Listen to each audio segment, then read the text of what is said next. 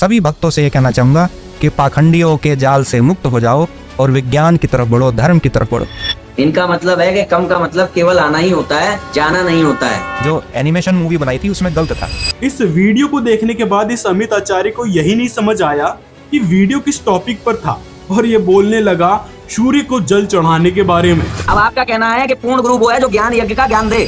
ये कहता है कि संत रामपाल जी ने अपनी पुस्तकों में लिखा है कि इन पांचों युगों से मुक्ति नहीं हो सकती।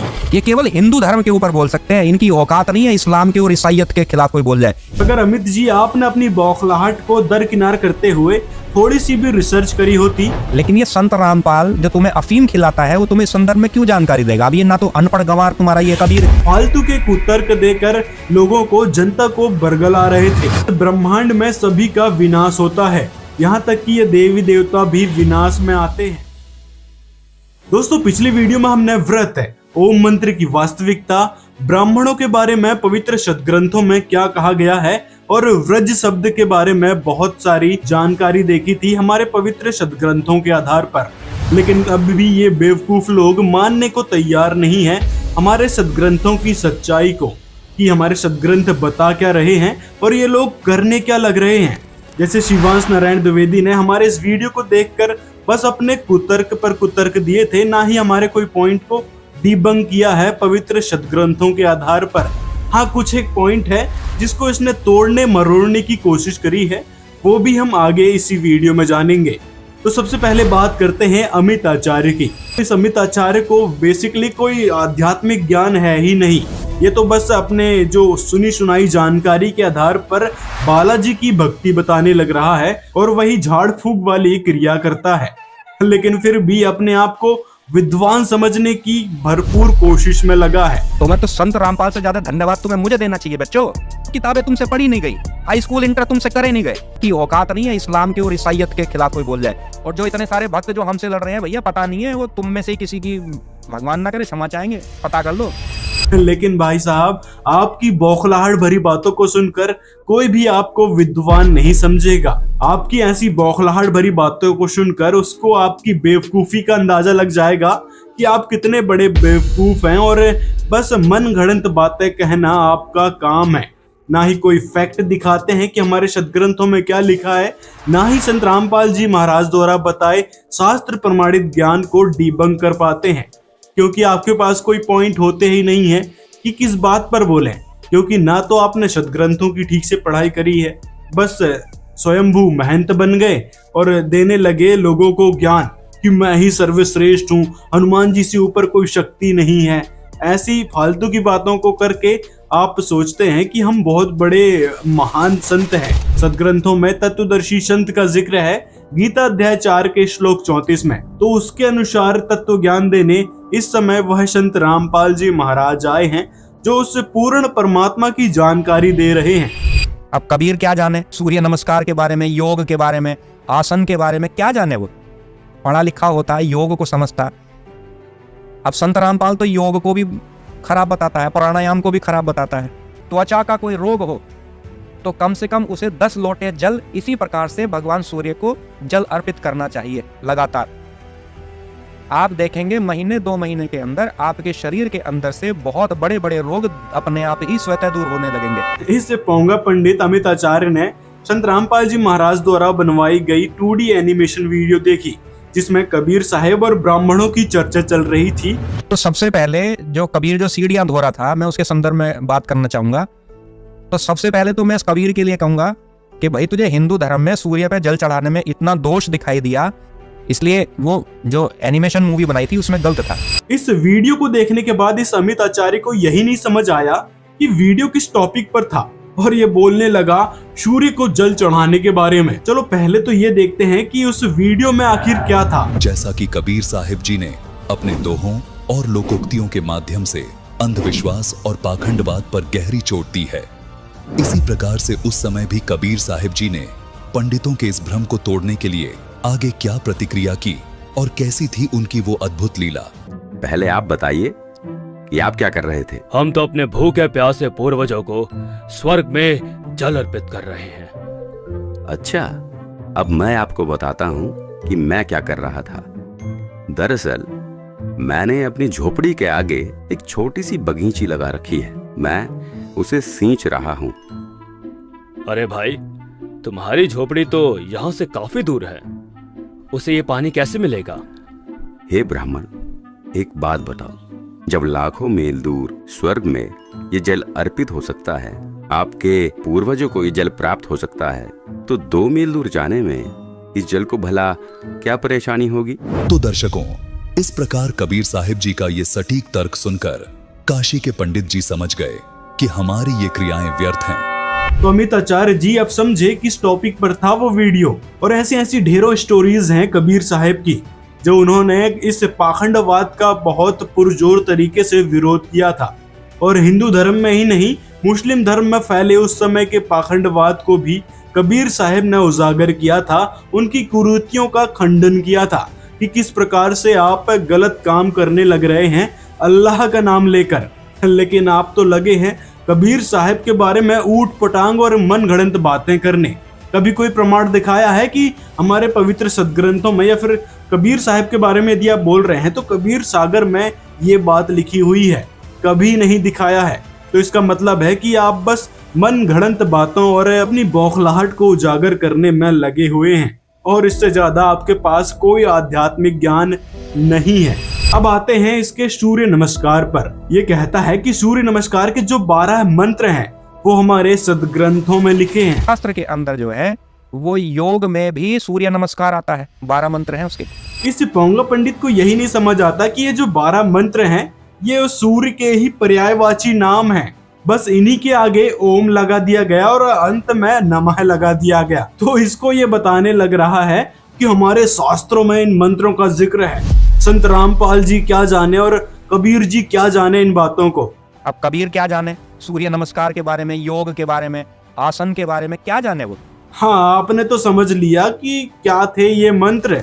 बस अपनी बेवकूफी को इसी तरह जाहिर करते रहो, लोग अपने आप समझ जाएंगे कि आप किस लेवल के आचार्य हैं। और रही बात सूर्य को जल चढ़ाने की, तो क्या जल चढ़ाने के विषय में हमारे किसी पवित्र सदग्रंथ जैसे वेद और गीता जी में कहीं प्रावधान है कि इस प्रकार से हमको जल चढ़ाना चाहिए? अरे छोड़ो इन बातों को, क्योंकि ये तो सदग्रंथों को पढ़ा ही नहीं है कि हमारे पवित्र सदग्रंथों में लिखा क्या है। तो ये बताएगा कहां से? यदि आप मानते हैं कि ये मंत्र हमारे शास्त्रों में भी लिखे हैं तो दिखाओ जरा कौन से सदग्रंथ में लिखे हैं, और क्या सच में सूर्य की उपासना करने के लिए किसी भी सदग्रंथों में कहा है? क्योंकि हमने पिछले वीडियो में भी दिखाया था कि कृष्ण जी स्वयं इस पत्थर काष्ठ की पूजा करने, सूर्य या फिर चंद्रमा की पूजा करने, यहाँ तक कि देवी देवताओं की पूजा करने को तक मना किया था। तो दोस्तों, इसी से आप समझ लो कि इस अमित आचार्य के पास सिर्फ गपोड़ ज्ञान देने के अतिरिक्त कोई काम नहीं है। अब आते हैं इस शिवांश पर। इसको मैंने मंद बुद्धि क्यों कहा था, तो आगे इस प्रमाण को देखकर आपको पता चलेगा कि ये सच में मंद बुद्धि है और इसकी मानसिक क्षमता किस प्रकार से अक्षीण हो चुकी है। ये कहता है कि संत रामपाल जी ने अपनी पुस्तकों में लिखा है कि इन 5 युगों से मुक्ति नहीं हो सकती। तो यहाँ पर 5 युगों में ज्ञान यज्ञ भी आता है, तो इससे भी मुक्ति नहीं होगी। हाँ, तो इसको गलत लिखा हुआ है। रुक जी। जाओ, गलत। अरे यार तुम वो मत बताओ, जो पढ़ रहा है पढ़ दिया ना। अब आगे नीचे जाओ, नीचे जाओ, इनको दिखाओ यज्ञ कौन कौन से यज्ञ हैं जिनसे मुक्ति नहीं होगी। ये पढ़ो धर्म यज्ञ कौन कौन से यज्ञ, यज्ञों का मतलब ज्ञान यज्ञ देगा। ये कहाँ लिखा है इन्होंने जो ज्ञान यज्ञ देगा जो पूर्ण गुरु होगा? ये अभी आपको गीता से अभी तुम कह रहे थे कि जो परमात्मा का ज्ञान देगा वो जो है पूर्ण गुरु है, और अब बिल्कुल। ज्ञान यज्ञ पे आ गए तुम। शिवांश भाई, जितना दिमाग है उतना ही लगाया करो, क्यों अपनी बेवकूफों वाली हरकत हर जगह लगाने लगते हो। अब सुनो स्वयं परम पूज्य संत रामपाल जी ने क्या बताया है इस ज्ञान यज्ञ के विषय में। नाम बिना बात बनानी, नाम से मोक्ष होगा। क्रियाएं अलग चीज हैं। जैसे क्रियाएं कौन सी हैं? जैसे हम 5 यज्ञ आपसे करवाते हैं, 5 यज्ञ। एक यज्ञ है धर्म की, दूसरी यज्ञ है ध्यान, और तीसरी यज्ञ हवन की, चौथी यज्ञ प्रणाम, और 5वीं यज्ञ है ज्ञान की। स्वाध्याय करना, सत्संग श्रवण करना, ये ज्ञान यज्ञ है। तो जैसे ये ज्ञान यज्ञ करते रहे उसका भी लाभ है, लेकिन जब तक ये नाम नहीं होगा ये तो ग्लूकोज है। ये 5 यज्ञ समझो, ये ग्लूकोज है और केवल सपोर्ट शरीर को देने के लिए, रोग नाशक नहीं है।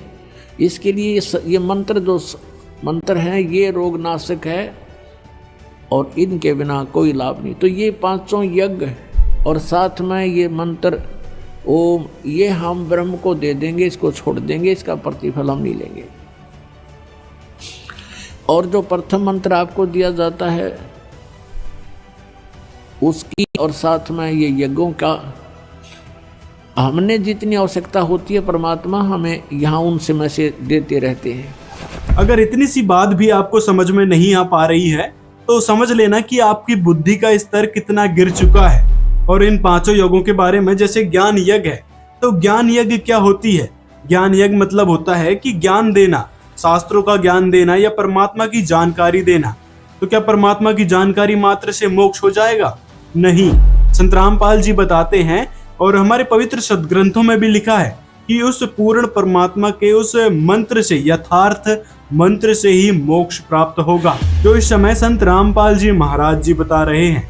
डॉक्टर्स कहते थे कि प्राणायाम करो, मेडिटेशन करो, मंत्रों का जाप करो, लेकिन ये संत रामपाल जो तुम्हें अफीम खिलाता है वो तुम्हें इस संदर्भ में क्यों जानकारी देगा? अब ये ना तो अनपढ़ गंवार तुम्हारा ये कबीर इस चीज को जानता है, ना तुम्हारा संत रामपाल जानता है। इस अमित आचार्य के दिमाग का दिवाला निकल चुका है, जो ऐसी फालतू की बकवास करने पे लगा है। जैसे कि इसने कहा था, लेकिन संत रामपाल की एक विशेषता और इसके भक्तों की एक विशेषता है कि औकात नहीं है इस्लाम के और ईसाइयत के खिलाफ कोई बोल जाए, क्योंकि इस्लाम और ईसाइयत का तो ये प्रचारक है। अगर अमित जी आपने अपनी बौखलाहट को दरकिनार करते हुए थोड़ी सी भी रिसर्च करी होती तो आपको पता चलता कि संत रामपाल जी महाराज केवल हिंदू धर्म पर ही नहीं बल्कि मुस्लिम, सिख, ईसाई और भी जो धर्म है जैसे जैन है, बुद्धिस्ट है, इन पर भी संत रामपाल जी ने बहुत सारी बातें कही हैं। साथ में उनके द्वारा फैलाए जा रहे पाखंड और जो मनमानी प्रथा है उन पर भी तीखा प्रहार किया है। जैसे मुस्लिम समुदाय मांस खाते हैं तो उसके बारे में घोर तरीके से विरोध किया है। नमाज की वास्तविक यथार्थ विधि बताई है कि नमाज आखिर होता क्या है, और भी बहुत सारी बातों का खुलासा संत रामपाल जी ने अपने सत्संगों में और अपनी पुस्तकों के माध्यम से किया है। और यहाँ तक कि संत रामपाल जी ने प्रमाण भी दिखाया है कि पवित्र सदग्रंथों में कहां-कहां पर कबीर साहिब के बारे में लिखा हुआ है कि वह एक अल्लाह है। जैसे कुरान शरीफ में उस अल्लाह का जिक्र है जिसका नाम खबीरा, कबीरन, खबीरन बताया गया है। और ऐसे ही बाइबल में भी कबीर साहिब के नाम का जिक्र है। गुरु ग्रंथ साहिब में भी कबीर साहिब जी के बारे में गुरु नानक देव जी ने कहा है कि हक्का कबीर करीम तू बेऐब परवरदिगार। ऐसी ऐसी ढेरों वाणियां कबीर साहिब जी के बारे में गुरु नानक देव जी ने कही है और संत रामपाल जी ने प्रमाणित करके उनके ही सदग्रंथों से दिखाया है कि वास्तव में वह पूर्ण परमात्मा है कौन, जिसके बारे में सभी सदग्रंथों में जिक्र है।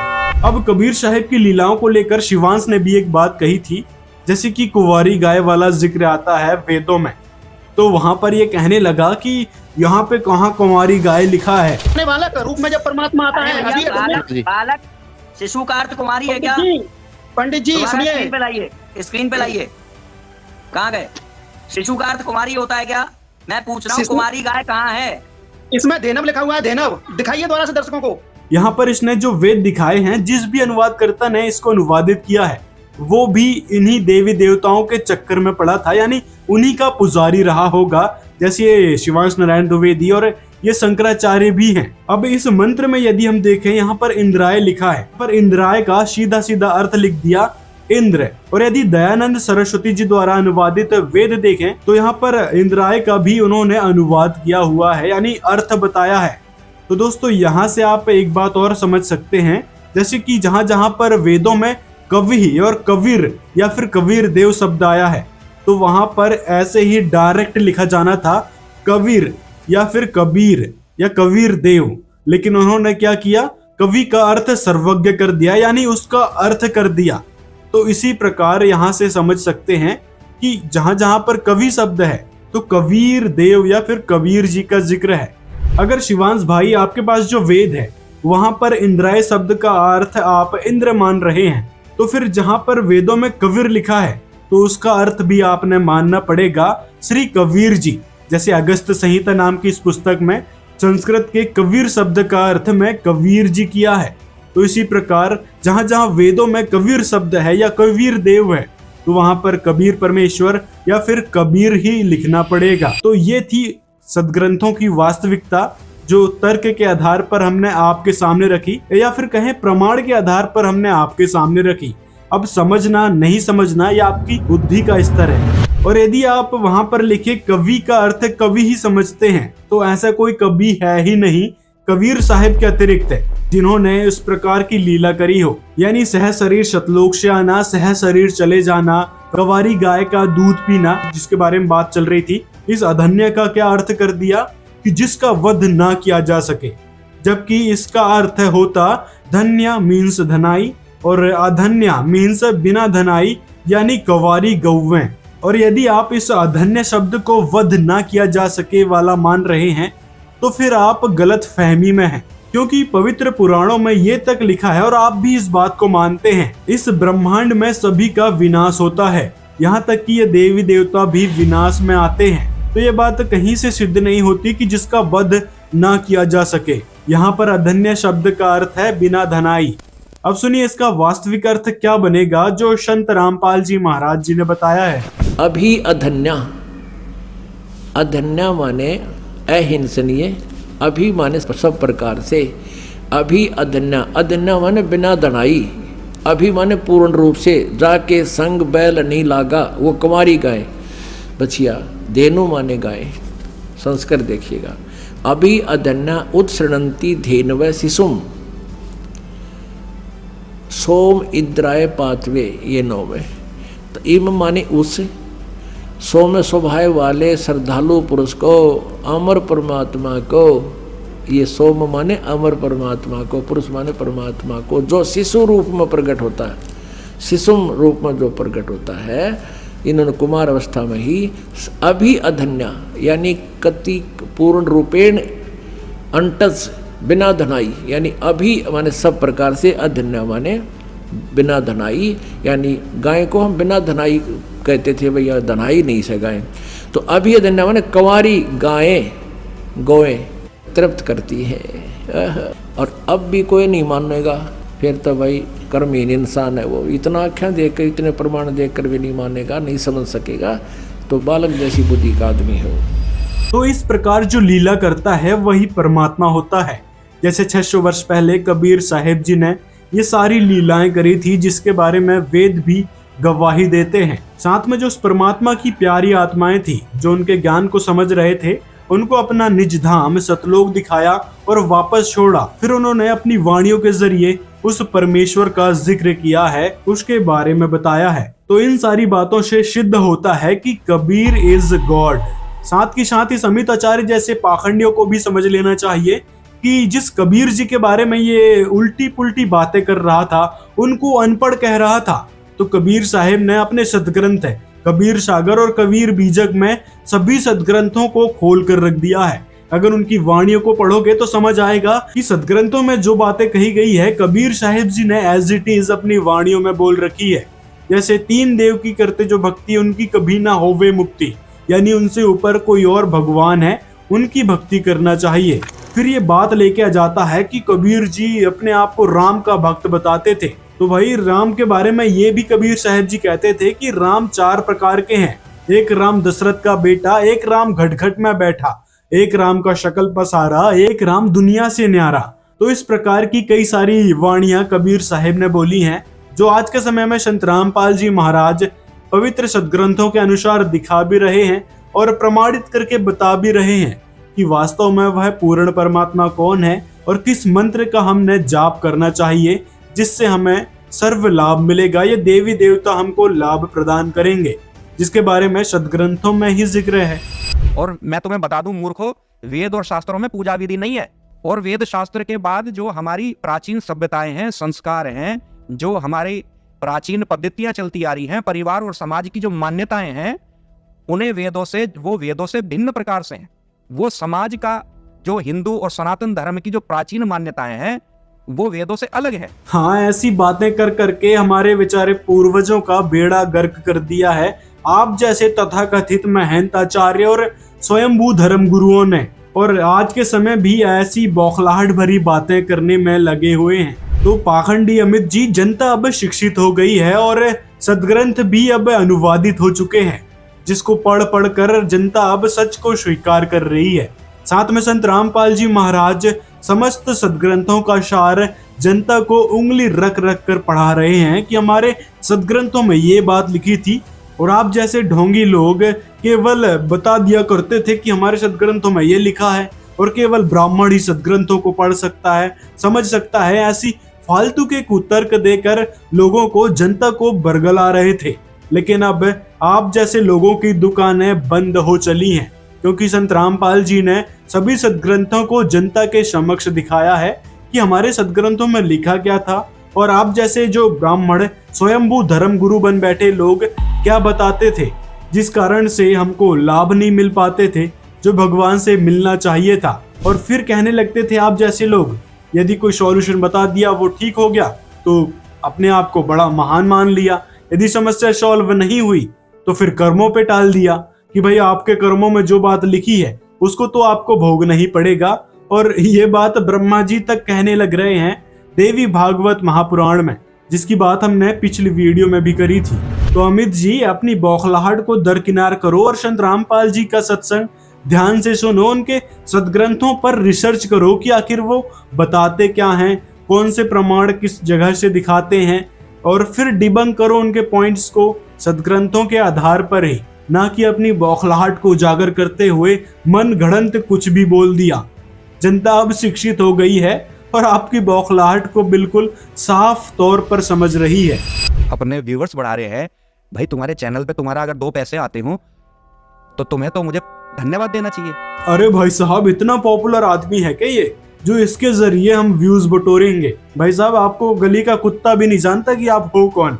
वास्तविकता तो ये है कि आप संत रामपाल जी का नाम ले लेकर व्यूज पाने के चक्कर में पड़े हो, तभी तो लगातार वीडियो बना रहे हो और मन गढ़ंत बातें करने लग रहे हो। देख भी लो, जो संत रामपाल जी के वीडियोस हैं केवल उसी पर ज्यादा व्यूज हैं आपके, बाकी के जो वीडियोस हैं उनको तो सिर्फ नाम मात्र के लोगों ने देखा है। जो स्वराज्य का जो नारा है, ये स्वराज्य का नारा महर्षि दयानंद सरस्वती ने दिया था।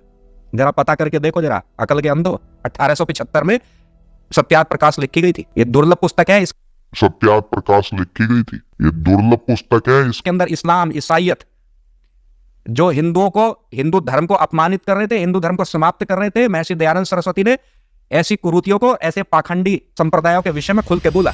आइए पहले तो जो इसके आराध्य हैं, पूजनीय है दयानंद जी, उसके बारे में बात करते हैं। तो देखिए, महर्षि दयानंद जी का जीवन चरित्र है। इस पुस्तक के 39 पृष्ठ नंबर पर कहा है कि महर्षि दयानंद जी जब योग विद्या सीखने गए थे तो वहां दुर्भाग्य से इन्हें भांग पीने का अभ्यास पड़ गया और उसके प्रभाव से वह मूर्छित हो जाया करते थे। आगे और भी जगह प्रमाण है। यहाँ लिखा है कि महर्षि जी तंबाकू मलकर खाते थे। तो महर्षि जी के इस जीवन चरित्र से सिद्ध होता है कि ये महर्षि जी नशेड़ी थे, यानी नशा करके इन्होंने सत्यार्थ प्रकाश बोली है, और भी जो इसने उठपटांग बातें कही हैं वो नशे में ही कही हैं। क्योंकि आगे आपको इस सत्यार्थ प्रकाश में कही कुछ बातों को दिखाएंगे जिससे आप खुद ही समझ जाएंगे कि आपके परम पूजनीय, परम आदरणीय कैसा ज्ञान देते थे, जिनको आप बड़ा ही आदर सम्मान से बुला रहे थे। देखिए, सत्यार्थ प्रकाश के चतुर्थ समुल्लास में इनकी कुछ घटिया बातें जिनको शायद आप मान रहे होंगे। यदि नहीं मान रहे थे तो अब से मानना शुरू कर देना, क्योंकि ये आपके परम आदरणीय और परम पूजनीय ऋषि जी ने बोली है। यहाँ पर महर्षि जी से किसी ने पूछा कि एक स्त्री और पुरुष कितने नियोग कर सकता है। नियोग यानी अवैध संबंध बनाना, यानी गैर पुरुष या स्त्री से मेल करना। तो आपके महर्षि दयानंद ने यहाँ पे कहा है कि 11 पुरुष तक स्त्री नियोग कर सकती है, और वैसे ही पुरुष भी 11 स्त्री से नियोग कर सकता है। तो इससे ही आप इस नशेड़ी की मानसिकता का अंदाजा लगा लो। ऐसी घटिया बातों को क्या समाज में अपनाया जा सकता है, या फिर आप अपना सकते हो? जो नियोग संबंधी घटिया बातें इसने कही है, क्या आप उसको अप्लाई कर सकते हैं? उनके पद चिन्हों पर चल सकते हैं? नहीं ना। फिर क्यों आप ऐसे लोगों को जी करके पुकार रहे हैं? और वहीं दूसरी तरफ संत रामपाल जी महाराज हैं, जो समाज सुधार के ढेरों कार्य कर रहे हैं, उनको आप अभद्र भाषा का प्रयोग करके डायरेक्ट नाम लेकर पुकार रहे हैं। तो इससे ही आप अपनी बुद्धि का अंदाजा लगा लो कि आप कितने बड़े मूर्ख हो चुके हैं ऐसे दयानंद जैसे नशेड़ी लोगों को फॉलो करके। इसी प्रकार ये शिवांश भाई भी अपने शास्त्रों का हवाला देकर और लोगों को बेवकूफ बनाने में तुला है और उल्टे पुल्टे तर्क दे रहा है कि व्रज शब्द का अर्थ केवल जाना होता है। ये कहाँ लिखा है? व्रज शब्द का अर्थ होता है आजा।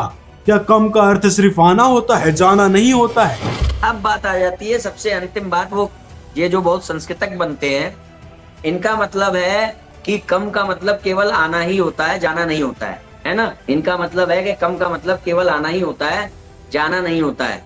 जबकि कई बार हम लोग ऐसे शब्दों का उपयोग करते हैं जहां जाने में आ भी छुपा हुआ होता है, अंडरस्टूड होता है, अलग से बोलने की आवश्यकता नहीं होती है। आने के लिए जाने शब्द का उपयोग भी करते हैं। तो भैया इनको जरा इनका दे दो प्रमाण। अभी बात ये चल रही है, इसकी अंग्रेजी क्या करोगे? कम गो या कम आ जा? मतलब इस बेवकूफ ने सिर्फ अपना बेवकूफी वाला परिचय ही देना है, जबकि हमने कई सारे प्रमाण दिखाए हैं पवित्र सदग्रंथों से। जैसे कि आप यहाँ पर देख सकते हैं, व्रज शब्द का अर्थ होता है जाना यानी गो यानी जाओ, और अव्रज का मतलब होता है आना यानी कम। इसी प्रकार कई सारी जगह पर जैसे गरुड़ पुराण, शिव महापुराण, विष्णु पुराण और अष्टावक्र गीता, ऐसे ऐसे ढेरों जगह प्रमाण है व्रज शब्द के अर्थ के बारे में कि व्रज शब्द का अर्थ होता है जाना, ना कि आना। हमारे वेद और शास्त्र में अग्निहोत्र को सर्वोपरि माना गया है। केवल एक विधि है भगवान की पूजा पद्धति में, एक विधि है, वो है अग्निहोत्र, जिसे आप हवन भी बोलते हो। तो क्या कभी रामपाल ने अपने यहाँ कभी हवन करा है? कभी हवन का अनुष्ठान किया है? बड़ा शास्त्रों के आधार पे, शास्त्र के आधार पे पूजा करो, शास्त्र के आधार पे पूजा करो। हवन पुण्यात्माओं, जैसे अभी तक आपने देखा ये ऋषि लोग गेर का लकड़ क्यों कह के घर ते जा था, राजाओं ने पटा लिया करते, धनिया ने उन्हें कह देते अच्छा हवन करो, वहां गेर के 2-3 धड़ी लकड़ी और ठोकी जा दे लोटे पर घी के स्वाहा स्वाहो पाटो पकड़े। अब उसमें क्या था? वो अच्छी बात है हवन करना, लेकिन वो तरीका प्रॉपर नहीं। तो कहने का भाव ये था कि वो ऋषि लोगों को हम क्यों बुलाया करते? क्योंकि हम अनपढ़ थे, उन्होंने अपना फायदा उठाया। ब्राह्मण के पास वेद पढ़ने की डिग्री है, तुम बिना डिग्री के ब्राह्मण बनना चाहते हो, शास्त्रों को जानना चाहते हो कि केवल एक ब्राह्मण ही पढ़ने का अधिकारी है, तुम अपना धंधा पीटो जिसका जिसा काम है। परमात्मा ने ये कहा कि देखो भगवान की भक्ति प्रत्येक व्यक्ति कर सकता है और प्रत्येक ही शिक्षित होना चाहिए। ये गलत कर रखा था इन्होंने। तो अब आप सारे शिक्षित हो गए और सभी को मंत्र, ये परमात्मा की वाणी याद होगी। छोटे छोटे बच्चा के पूरी आरती याद हो रही है भगवान की वाणी की। अब एक रुई, एक 1.5 ग्राम 2 ग्राम रुई लगेगी, एक जोत बना दे, खड़ी जोत लगा दी, उसमें घी डाल दिया जितनी आपकी इच्छा है, एक कटोरा भर दे, सारे दिन जलाए, तो उसमें वो घी उसमें डाल दिया और हम अपना मंत्र वाणी सुबह नित्यनेम करें, दोपहर में रमैणी करें, शाम में संध्या आरती करें। ये भगवान की वाणी भी हम बोलते रहते हैं, तो वो भी हवन हो रहा है। उस लकड़ियों वाले हवन की तुलना में ये हवन श्रेष्ठ है, क्योंकि इसमें आप एक 100 ग्राम रुई में 1 क्विंटल घी हवन कर सकते हो। उसमें घी, उसकी जोत ने जलन नहीं दे, उसमें डालने जावे घी। 100 ग्राम जोत में 1 क्विंटल घी हवन कर सकते हो आप। और लकड़ियां में 1 क्विंटल घी हवन करने के लिए कम से कम भी 20 किलो तक कम से कम लकड़ी जला देते हो। तो उन लकड़ियों के जलने से कार्बन डाइऑक्साइड अधिक होती है। 2 धड़ी यानी 20 किलो लकड़ी समाप्त की जलने की तुलना में 100 ग्राम रुई की का प्रदूषण उससे कई हजार गुना कम होगा। तो हमने ये अपनाना है। तो हम अपना हवन डेली कर रहे हैं। अब क्या करा करते, कोई मृत्यु होगी, बुलाओ गुरुजी ने और हमारा हवन करियो 2-3-4 दिन। वो 2 दिन के हवन में कैलाट उठ गया। रोज करो हवन अपना, एक जोत लगा दे, सुता उठ के हाथ पैर धो ले, नहान का ना फुर्सत मिले, कोई जरूरी ना होती नहाना। इसमें नहाए धोए क्या भ्याज है, मन का मैल ना जाए और मीन सदा जल में रहे, धोए बास ना जाए। अंदर से अंतःकरण साफ हो, हाथ पैर जरूर धो ले, क्योंकि धार्मिक वस्तुओं का हाथ लगाने और जोत ला दे, अपना मंत्र करता रहे, काम करता रहे, अपनी आरती बोल ले, जा नित्यनेम भी कर ले, रोटी पोए जा, नित्यनेम चलता रहे। आजकल तो आधुनिक बहुत से उपकरण हो गए हैं, वैसे भी याद हो जाते हैं कुछ दिनों में। और नहीं बैठ कर अपनी किताब लेकर वह पढ़ ले। अब हवन हो गया, तो हम अपना काम आप करेंगे जब बात सुनेंगे। जो परमात्मा का ज्ञान देगा वो जो है पूर्ण गुरु है। इसी प्रकार ब्रह्मा विष्णु महेश के बारे में कुतर्क करते हुए कहता है कि ये गुण नहीं है, ये गुण युक्त है। जहां उंगली दिखा रहे वहीं कि ब्रह्मा विष्णु महेश इन 3 गुणों से युक्त हैं। ब्रह्मा विष्णु महेश ये 3 गुण है, ये नहीं लिखा। और अगर युक्त होने से आप ये मानते हैं कि वो गुण हो गए तो कबीर से ही बन रही ना सृष्टि, कि हवा से आ गई, बाहर से आ गई, कोई और है बनाने वाला, वो भी सिद्ध हो गए गुण से युक्त। उसकी भक्ति क्यों कर रहे हो? अगर गुण युक्त ही मान रहे हो तो ये भी मान लो कि भाई गुणों में ही आते हैं ब्रह्मा विष्णु महेश। इन तीनों भगवानों के शरीर से ऐसी तरंग निकल रही है जैसे मिर्च से निकल रही है, और वो हमें प्रभावित कर रही है, जिसके आधार से हम रजोगुण प्रभावित हो जाते हैं, संतान उत्पत्ति करते हैं। इतना प्रबल प्रेशर इस काल ने जीव के ऊपर डाल रखा है। फिर सांसारिक सुख, कार, कोठी, बंगले बनाना, ये भी उसी रजोगुण के प्रभाव से हम यहाँ लगे रहते हैं, इसी व्यवस्था में। दूसरा सतोगुण का जो विष्णु जी के अंदर से जो सतोगुण की तरंग निकल रही है, उनसे हम एक दूसरे में मोह हमारा ऑटोमेटिकली हो जाता है, न चाहते हुए भी, और इतना प्रबल हो जाता है कि हमारे बस की बात नहीं है हम संतान या संपत्ति से मोह हटा लें। इसको सतिथि बोलते हैं, ये शुद्ध हिंदी का सतिथि, यानी ये पड़े रहे यहाँ, इनका जी लग गया रहे। और तीसरे का आपने पता ही है, भगवान शिव जी तो कल्याण करते हैं, शंकर जी के अंदर से निकल रही तरंग ये हमें क्रोधित करती है।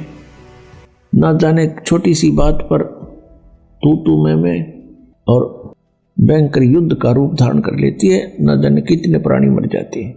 तो परमात्मा को मालूम है कि ये विवश कर रखे हैं, इतना समय नहीं छोड़ रखा है इस काल ने कि कभी ये सोच ले भगवान के बारे में। जहां उंगली दिखा रहे वहीं लिखा है गुण युक्त, कि ब्रह्मा विष्णु महेश इन 3 गुणों से युक्त हैं। शिशु का अर्थ कुमारी होता है क्या? तो दोस्तों ऐसे इसने ढेरों कुतर्क किए हैं अपने वीडियोस में, जिसकी बात हम अगले वीडियो में करेंगे।